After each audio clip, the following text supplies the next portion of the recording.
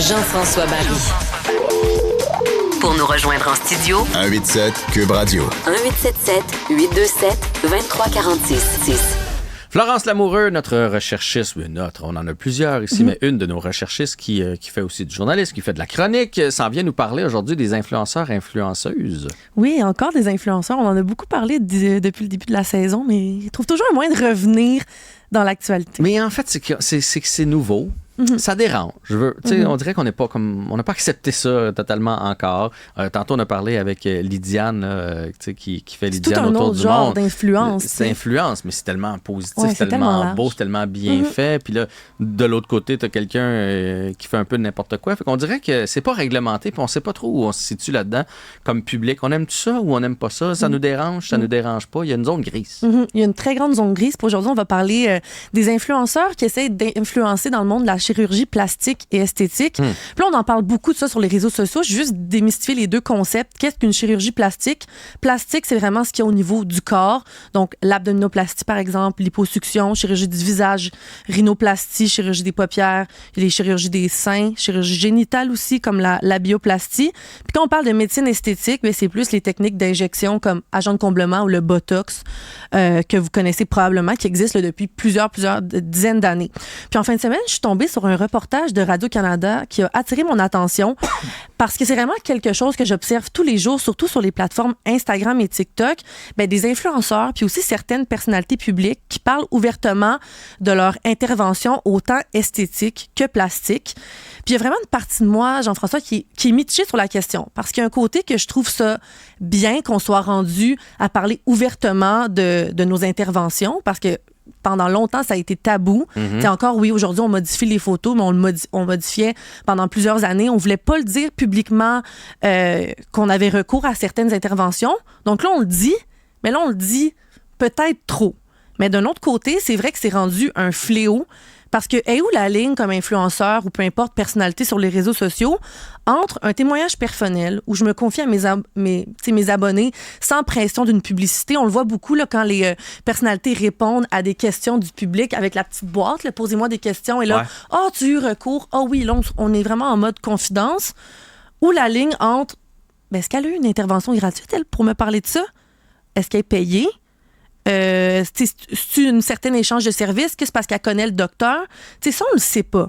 Puis, je pense que ça en vient des fois à banaliser certaines interventions qui auraient besoin de certaines réflexions. Puis c'est ce que plusieurs personnes dans le domaine, même des médecins esthétiques, des chirurgiens, disent. T'sais, là, c'est rendu tellement banal. Là, en ce moment, la grosse mode, c'est la rhinoplastie, là, de venir se refaire faire le nez.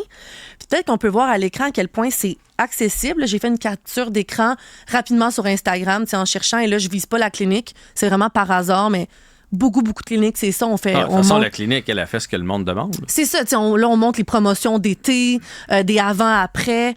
À quel point c'est vraiment banal. Moi, ce qui me dérange là-dedans, c'est que ça devient, là, je regarde les annonces, ça devient comme un T-shirt. Exact. C'est devenu, 25% de rabais, on dirait vente trottoir.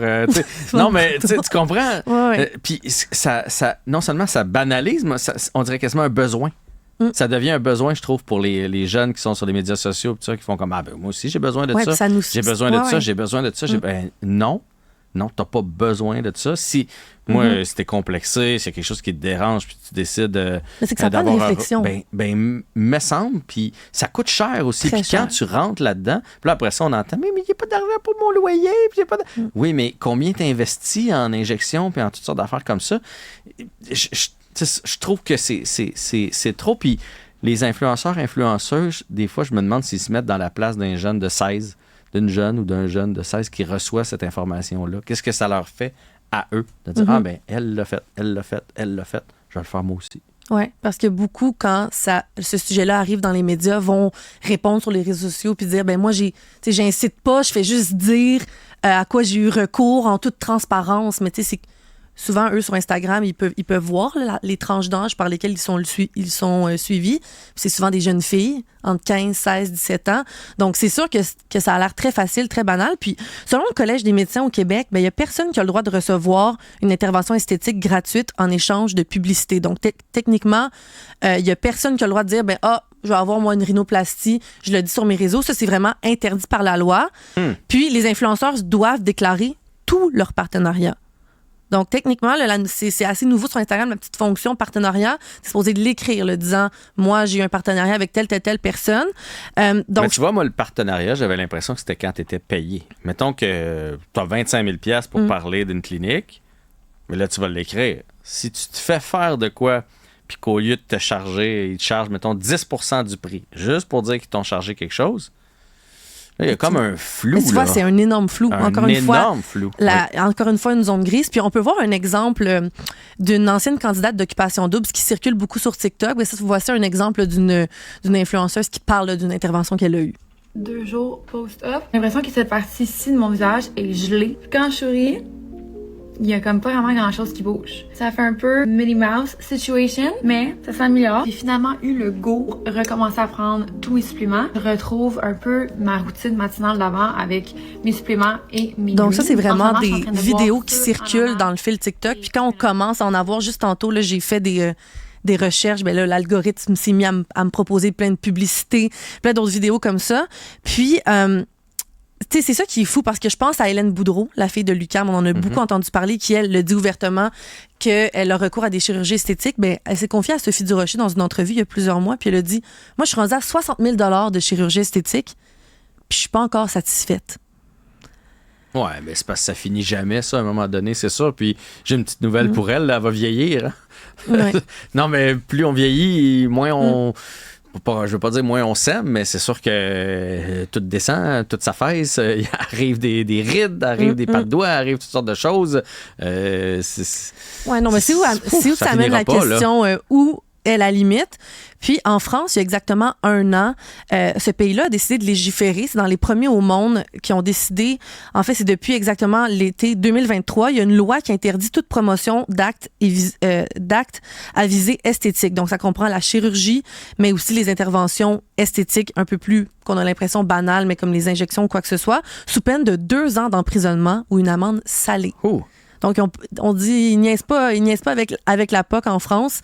Tu sais, est-ce qu'on devrait se rendre à ça ici? Là, je faisais des recherches, il y a eu certaines études qui sont sorties parce que là, ça fait 1 an en France. Est-ce que ça a vraiment aidé à réduire la portée que les influenceurs avaient sur la promotion des chirurgies esthétiques? Bien là, on s'est rendu compte que ça ne règle pas toutes les dérives. Parce que les médecins décrivent en France un problème de santé publique, à quel point en ce moment, les gens vont se faire injecter par des médecins illégaux, ouais, ça, c'est plein de choses. Donc là, c'est rendu un autre marché qui s'est développé. Ben, c'est tous les médecins qui sont pas vraiment formés là-dedans, des gens qui sont un peu les charlatans de la chirurgie esthétique. Donc, on décrit ça en France comme un problème de santé publique. Là, la question se posait dans les derniers jours, est-ce qu'ici, on pourrait en venir là? Parce que le ministre de la Santé a répondu, c'est qu'on espère passer par la sensibilisation dans les écoles, par ça au jeune âge, s'accepter. Mais je trouve que c'est plus facile à dire qu'à faire parce que même si on sensibilise les jeunes dans les écoles, ils ont tous un téléphone cellulaire puis ils peuvent aller voir ce qu'ils veulent sur les réseaux. Oui, mais c'est quand même la bonne façon de faire parce qu'il faut en parler. Il faut en parler dans les écoles, il faut leur en parler, il faut leur dire qu'elles sont, on va dire belles parce que c'est plus des filles, mais il y a certains garçons. Puis moi j'ai toujours dit, autant à ma fille qu'à ma femme, je les aime, leurs petites différences. Je trouve que c'est ça qui les différence. Tu sais, ma blonde, là, quand elle plisse le front un peu, là, je le sais, c'est être de bonne humeur ou pas de bonne humeur. Non, mais ça, tu comprends, ça vient avec elle. Puis, tu sais, sérieusement, surtout aux jeunes filles, attendez. Viendra peut-être le temps où, après un accouchement ou après quelque chose, tu sais, vous allez vouloir travailler des petits bouts. Mais quand vous êtes jeune, vous êtes déjà tellement belle, rayonnante, lumineuse, différente. Puis ça a une valeur aussi. Merci pour ce sujet-là, Florence. Merci à toute l'équipe. Merci à vous d'avoir été là. Et on se donne rendez-vous pour le prochain épisode.